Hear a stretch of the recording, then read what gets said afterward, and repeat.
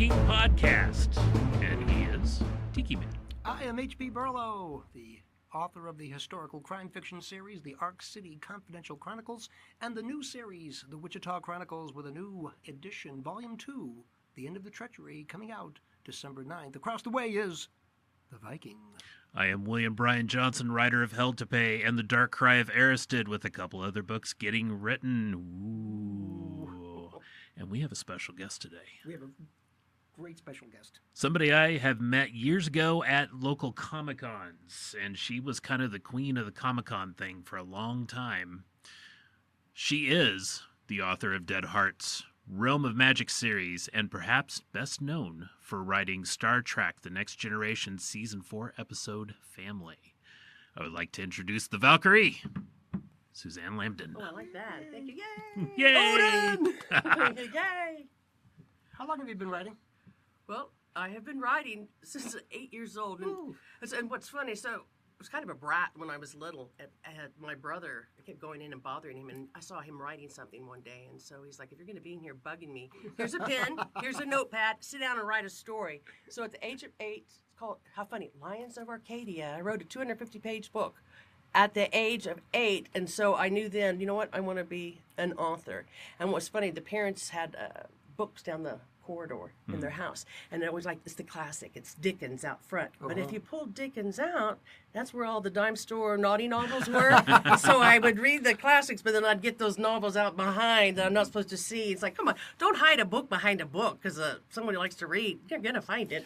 My dad was a huge reader, and he loved Stephen King. Got into a little bit of Clive Barker, but not much. And then I remember V.C. Andrews' Flowers in the Attic.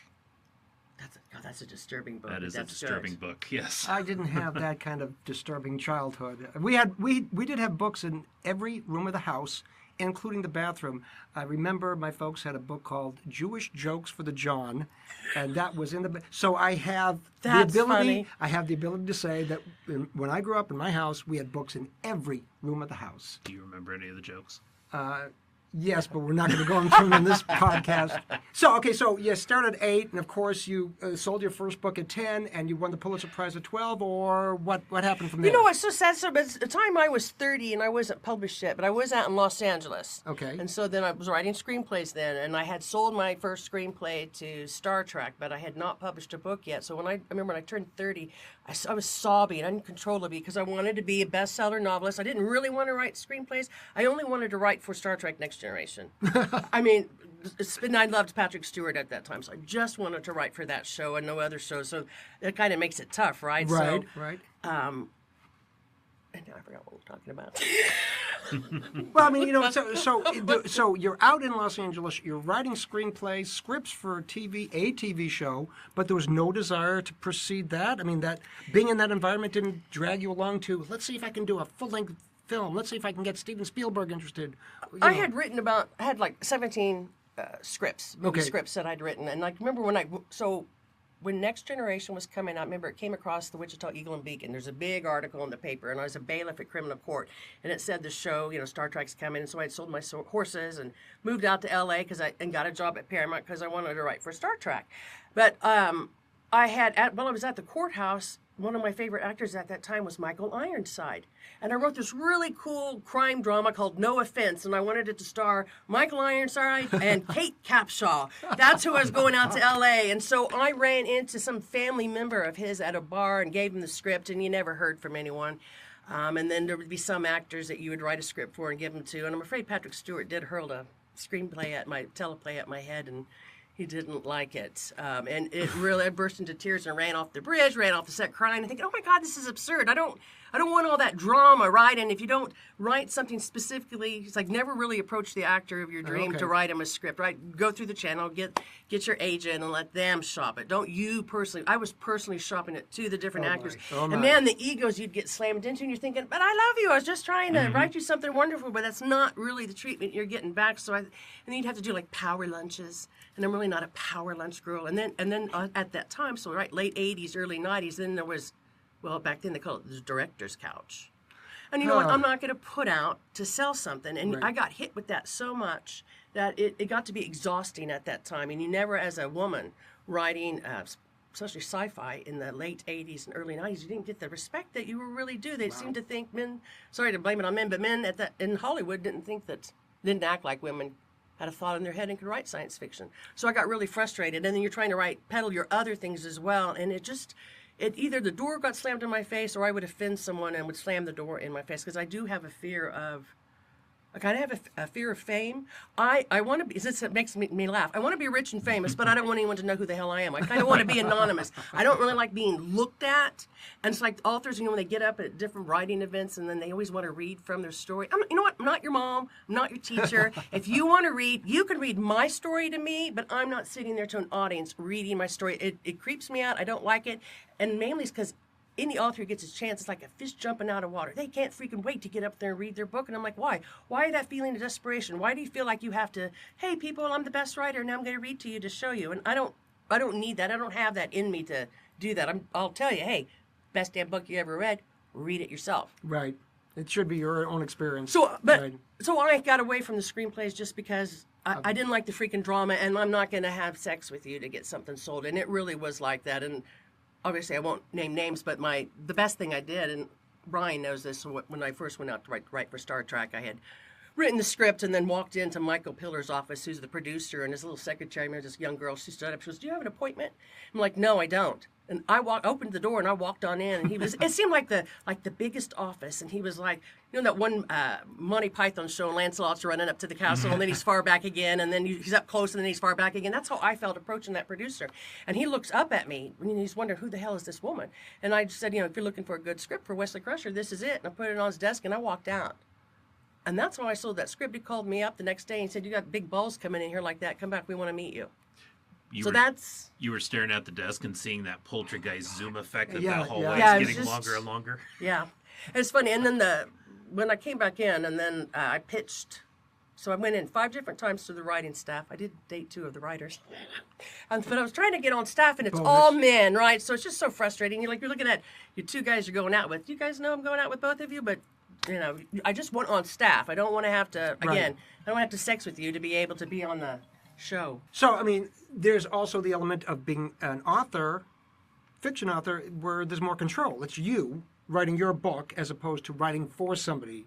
Do you feel like you're writing for an audience, a readership when you write your books, or are you writing for you? It's both. So when I started out, when I wrote the zombie series that I had, I was really writing for me. And when you're writing for you, somehow it's easier. Right, you're really not worried about anything. You can sit down, the story flows out in the way you type, and it's just really free-flowing writing. But when you're kind of writing for an audience, now you're more aware of what they want. So I have a nice little fan base, and so then my readers, they will contact me, and I even have people that I want you to write another book in Dead Hearts. Would you please write another book about Cadence and Logan? Those are my favorite. I'm thinking there's 11 books in that series. I don't think I'm going to go back to it because I want to explore other things. But I do get contact. But I also get contacted. Some fella sent me a message. Oh, I just read your book and I found a couple of typos in it. Just wanted you to know. I'm like, oh my God. I go, well, what are the typos? Well, I can't remember. I just know they're in there. And I think, oh my God. So I'll just tell people, hey, if you read one of my books, you see a typo, tell me what page. Literally tell me. Don't just say, hey, I saw a typo, and you're thinking, oh my God.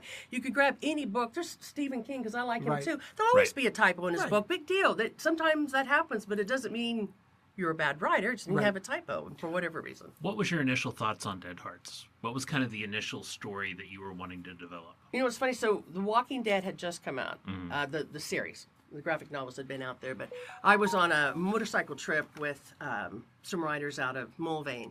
And it was like the Patriot Guard writing.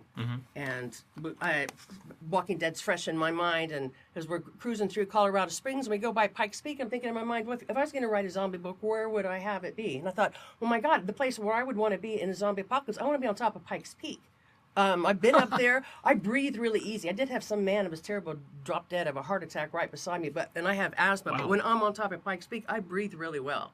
I really liked it. And it has the train that went up the side. You have a view of everything. Train. So I thought, what? If you were up here, you have a view of everything, 360 all the way around. That's the place to be. You're up in the mountains. There's fresh water. There's game. And then there's towns beneath you so you could forage and scavenge. And so from that, your worldcraft's coming. So then I'm thinking, well, then who the hell would be there? Well, I know at my age, in the 60s. I can't run from a zombie. I'm going down probably really fast. But young people, teenagers. So teenagers are going to be my main characters. And so then who are going to be your main characters? And I thought, well, my main character is a young girl out of Kansas that's on a river raft trip with her school. And the zombie apocalypse, whatever happens, and she's the only one that makes it to Pikes Peak. Everyone else is killed. And that ends up being your leader of the teenagers there at Pikes Peak. And then their job is to go out and ride around Colorado Springs. And there's a fence up, and it's a big fence connected to buildings. So, and my God, how are you going to have a fence that's going around 3 whole miles? Blah, blah, blah. And then it made me laugh. So readers, they catch things, and they want you to describe and tell them exactly. Right. And so then I used Garden of the Gods too, where my main area is. And so then I had to explain how the fence comes around and how they built it and how they patrolled it. And then the whole story really is there's a hole in the fence. So not only zombies but scavengers get in, and so then your story goes from there. So was your main antagonist zombies? Was it more people? Was it kind of a mixture You know, it's through funny, the books? the zombies aren't even the antagonist at all. It just happens to be a zombie apocalypse with zombies. What They it just really are. was, what makes me laugh, sometimes I write stuff and then later it comes to be, but I had the mutating virus. And the reason why, I'm trying to think what that show is, The Deadliest Warrior, and it's Max Brooks is there, and there's a panel of zombie experts versus vampire experts, and they're discussing, can the virus make one? So if you're a zombie... Was that World War Z? It's the guy Max that Brooks, wrote, but yeah, yeah. yes. And so they said, they were zombie purists, that the zombie virus can't change. So if you're a vampire and you bite a zombie, you're going to be sick. But you're right, you're not going to turn that zombie into a vampire, and vice versa. And so it Was the pissed me vampire off turned because into a ghoul? No, you just made me go down that rabbit hole. I know the same thing. So then if a zombie ate a werewolf, would the werewolf become a zombie? And I thought, oh my God, you know what? I just want a virus that mutates over time. So at first, right, we have zombies. And yes, everyone's fighting zombies, but it's more like you live in a world and we just happen to have a zombie apocalypse. But there are more things out there that are far worse. One of my fun things, there was a group of Navajo, and the reservation's been overrun. And so they make the choice, and they're going to infect themselves. But since the virus mutates, an animal that is a carrier of this virus, whatever it is, wolf, I got bit by a chipmunk, buffalo, so they carry the virus in them, but they don't look like a zombie animal. It's just like rabies, right? They have right. the disease. But if you're bitten by an infected animal, now you become a shapeshifter. So now suddenly I had, werewolves, I had the were-chipmunk, and, I have were-rats. That's a weird flex. I know, funny. So, but then also one day, and only this one day, the virus mutates, and so a few people who get like a little zombie goo in your mouth, be careful. They turn into vampires, but they're a vampire maker, so they can make vampires. But people who are vampires, if they bite someone, they're just going to turn into a zombie. So I just had fun with that. And when you create and have something like that, and I had a guy that he graduated from KU Med School. My second book, in Dead Hearts, that came out, I had an editor for Simon & Schuster edited the story for me for $5,000. And she said, what cheesy science you have in here. I don't believe this virus, yada, yada. Make it believable because this is horrible. I thought, oh my God, this is terrible. And you're thinking, it's fantasy. It's fantasy. So I had a friend whose son was a geneticist, and he made me a virus and explained and he explains how it could turn from zombies into werewolves in a medical way, where I had to kind of make it. I couldn't use what he wrote, but I had to dumb down it, whatever, make it less intelligent to put it in. So it's in book 2, and it explained everything. So you know what? There's your damn science. And so then when you're world crafting, right, and you're doing science fiction to make it believable, get someone in real life who knows what the hell they're talking about. Tell them to explain your own story to you. Turn around and rewrite it and give it back to your audience. There you go. Even in the world of fantasy, there's got to be something to ground it. Yes. Otherwise, you get cheesy sci-fi, and people aren't going to like your books because it's. Let's go back to the teenage girl from Kansas. How much of you was put into that girl? That would be a younger version of me. Okay. Because she lived on a farm, and her dad's an attorney, and her mom's a teacher, and she played the saxophone and had horses, and that would be me. And I used to river raft, and so. But it necessarily, when I was writing her, I wasn't necessarily making her me, but. You can't she help would it. be more, and so right. So it's the strong, serious. She's not really. I'm kind of a bit of a clown, so she would be my more serious side of my personality, and so. But then I think all of my characters are a little bit of me, even when it comes to the bad guys. I don't think we can help it. I don't think we can help it. I don't think we can reserve ourselves when we write. Most characters I have written are aspects of me and my friends that I have blown up personality traits in. Yeah, exactly. Exactly. So that's That's interesting from there. Okay, so from there, you moved on to another series? So, and after the working at Paramount right for Star Trek, when I decided to come back home because I needed it, I needed quiet. I couldn't. I just didn't want to play that game anymore. I was so done, and so I LA came home. and Wichita are two different complete cities. They are. Yeah. And I do not miss LA at all. It's just, and now at that time it's 15 million. I don't even know how many now live there, but that's just too many people. I even think Wichita has too many people now. It's downsized now.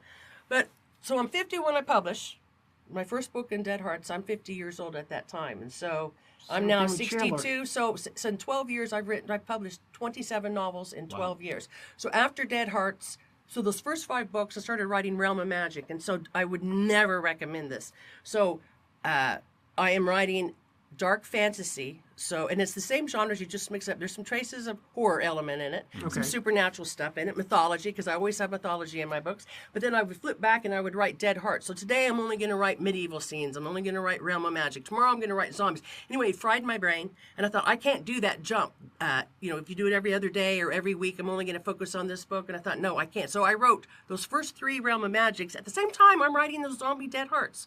And after the first 5 Dead Hearts, that's young adult.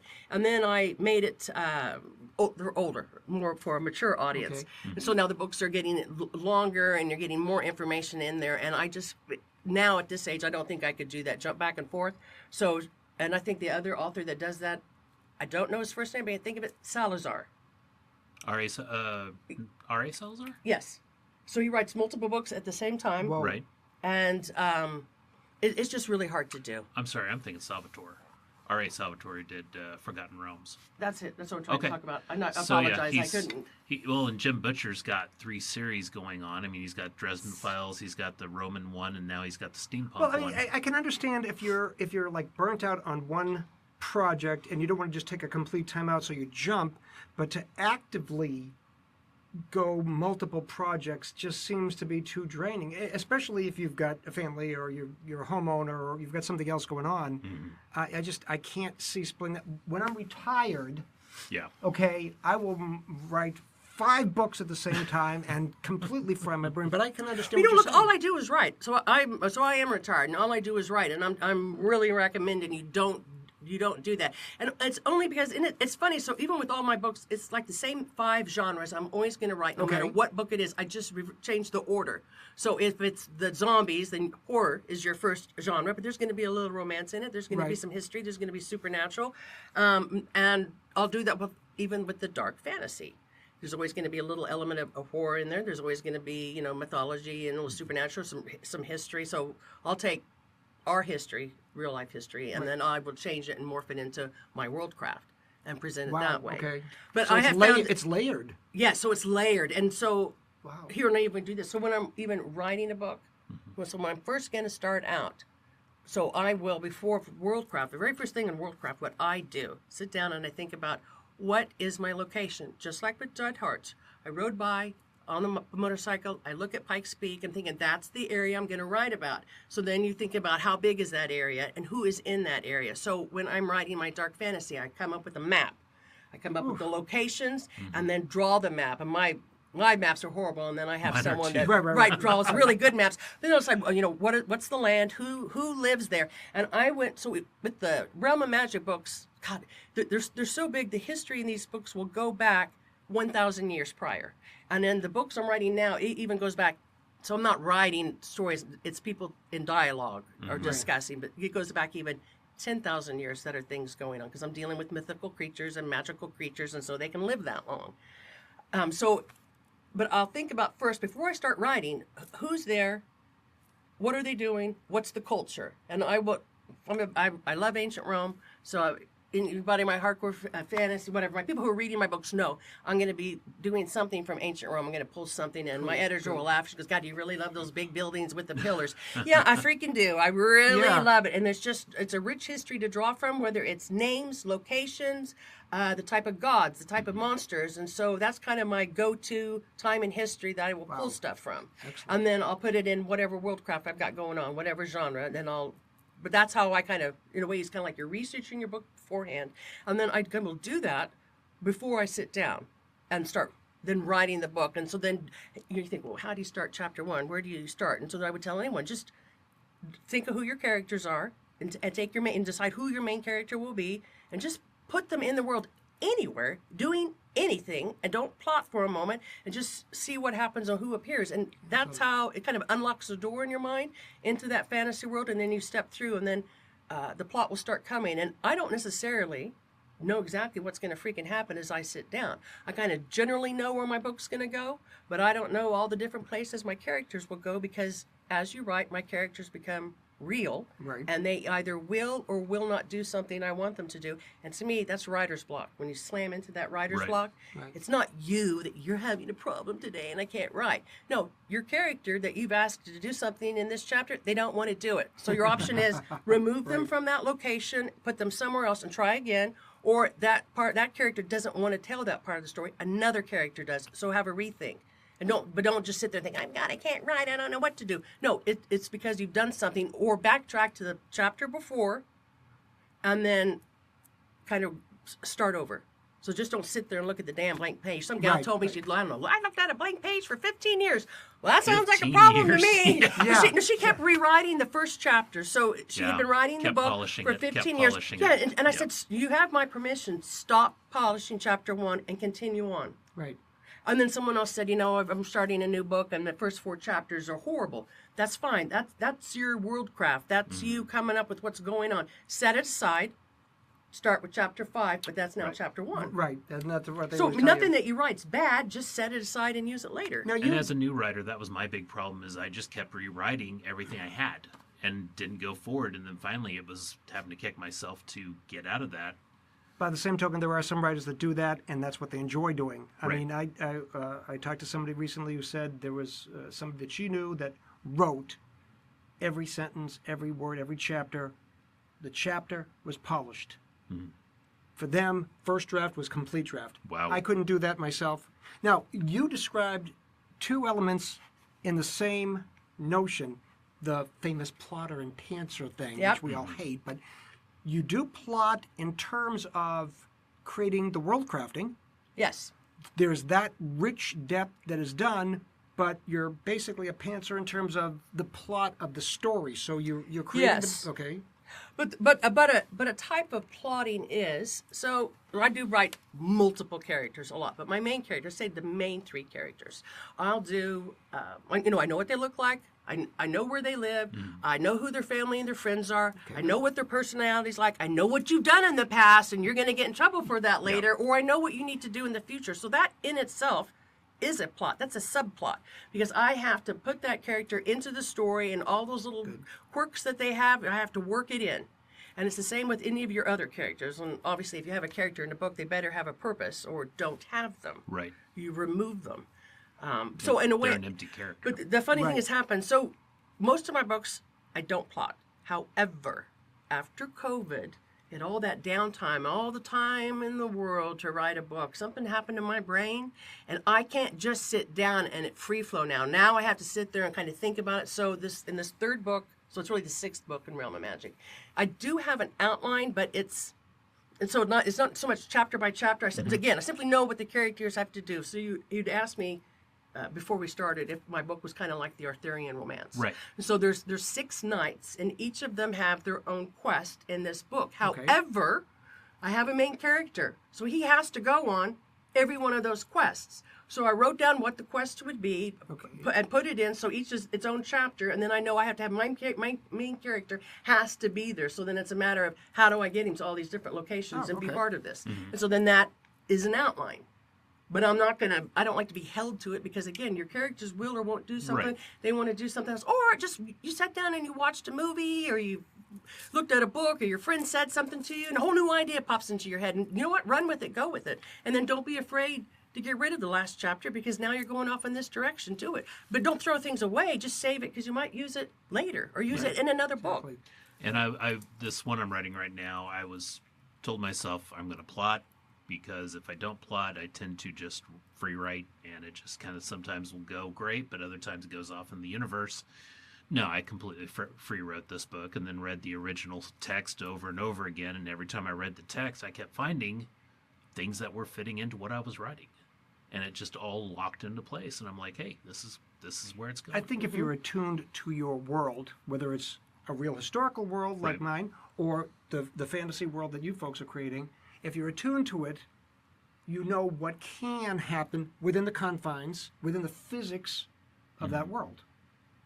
So you can be free to let the characters tell their story. And I think there's a certain degree of respect for your characters because you're allowing them to develop much as you've developed over the course of your many-year writing career. Right. You had mentioned something about layering. So this is why I would tell any new writers out there, write the first draft. Write the entire book.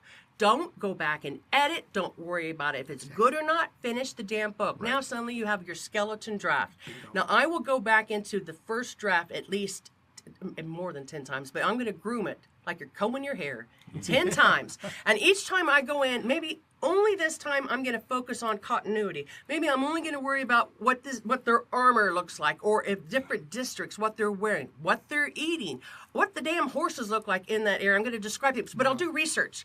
So whatever animals I'm going to create, creatures, I'm going to go read something from the past and I go in it, but I'll do layers. So I'm only going to work on, dragons when I go back this time. I'm only going to work about what the castles look like. And so then when I'm going to describe something, I'll stop and get on the internet and I'll look, big fortress by the sea, describe, and then it'll say something and it'll tell me, and then I'll look at the picture.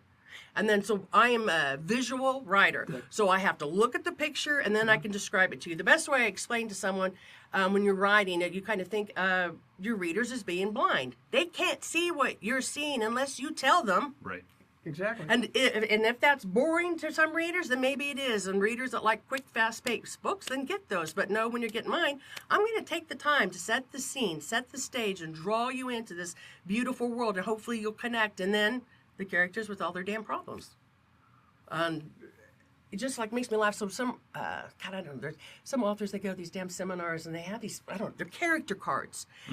8 heroes, 8 heroines, the villain cards, and then I'll mix and match. And so it's the, whatever, it holds you to whatever's written on that card, what the villain is. This type of villain is narcissistic and angry and blah, blah, blah. But I'm going to match it over here with the hero who's a little bit sensitive. And they'll use these cards to come up with their characters. I'm thinking, what in the hell are you doing? Just think of the people you meet every day that you talk to. Those are your characters in the book. Right. It's kind of like Stephen King says on writing, just walk around and go, what if? Listen to conversations, look at people, see what they're doing. Not eavesdrop, but listen to conversations. Yeah, eavesdrop. Eavesdrop. Okay, fine. We can eavesdrop. We can eavesdrop. Right. Yeah. You know what? People think that too. When you're writing dialogue for your book, you write your dialogue like you yourself speak. Or also, I get my dialogue like some characters. So this trilogy I wrote called Acropolis 3000. It's military sci-fi, and these 3 books are probably the most advanced, most difficult books. And if you're into all the politics right now, what's going on with Russia and China, and even the dynamics in our government right now, I highly recommend Acropolis 3000 because if an author can be impressed with their own writing, I am with those books, but I'm not going to be able to go back and duplicate what I'm writing in those books because somehow my brain was attuned to something higher. And I was able to really generate, but I was really influenced by what was going on. Wow. Now I forgot what the hell was going with that. Well, we're going to hit pause there, and we will continue with Susanne here in another podcast. Thanks. All right. Take care. Right. Tiki Man and the Viking Podcast brought to you by Rumination of Thunder Media. The following intro and outro music was used for this media project. The music Find Them by Alexander Nakrata. Free download from filmmusic.io. License Creative Commons Attribution 4.0 International.